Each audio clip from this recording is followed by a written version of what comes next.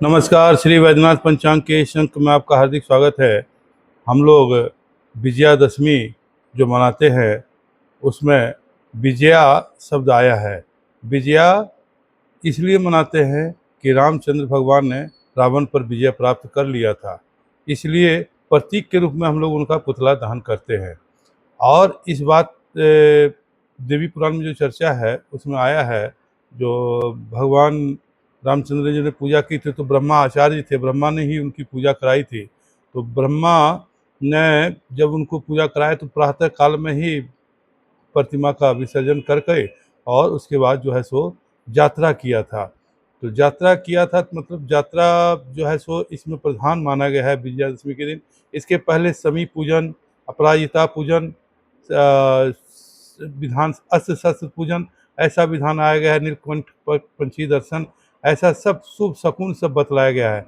चूँकि शमी शमनी पापम च, जो सब पाप का शमन करे इसलिए शमी को शुभ माना गया है। अपराजिता जो पराजित ना हो इनकी पूजा करनी चाहिए और ये सब प्रातः काल ही करनी चाहिए। ऐसा पूजन करके उसके बाद प्रतिमा का विसर्जन करते हैं और उसके बाद जो है सो 11वें मुहूर्त में माने सायंकाल को यात्रा का विधान बतलाया गया है। यात्रा इस बार का जो है वह पूरब दिशा का यात्रा है। चूँकि श्रवण नक्षत्र का योग है जो बहुत बढ़िया योग माना गया है।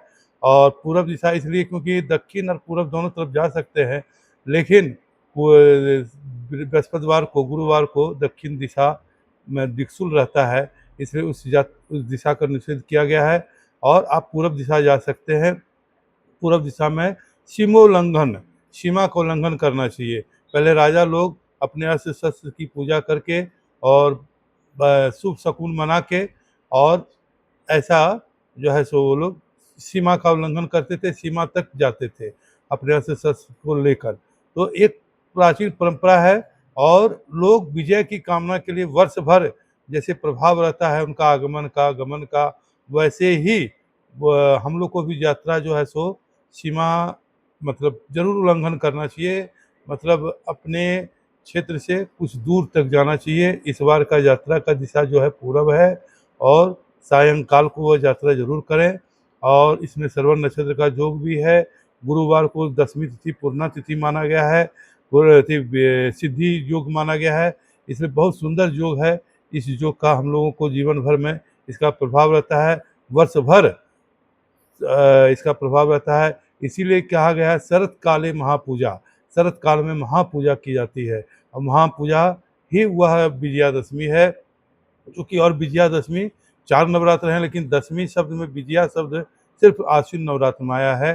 तो विजय के लिए, कामना के लिए वर्ष भर के जो है सो शरतकालीन महापूजा क्रियते ही आचो वार्षिकी, मतलब पूरे वर्ष भर के लिए आपकी यात्रा के लिए बहुत अच्छा इस बार योग पड़ रहा है। जरूर यात्रा करें और यात्रा जब भी करें पूरब दिशा में ही करें और कुछ दूर तक चलना चाहिए, कम से कम कोस भर चलना चाहिए और जयंती धारण कर लेना चाहिए। इस तरह से बहुत सारी बातें हैं, लेकिन यह समय जो है सो हम लोग उत्सव का समय है, इसको जरूर मनाना चाहिए। श्री वैद्यनाथ पंचांग के इस अंक में इतना ही। जय बाबा वैद्यनाथ।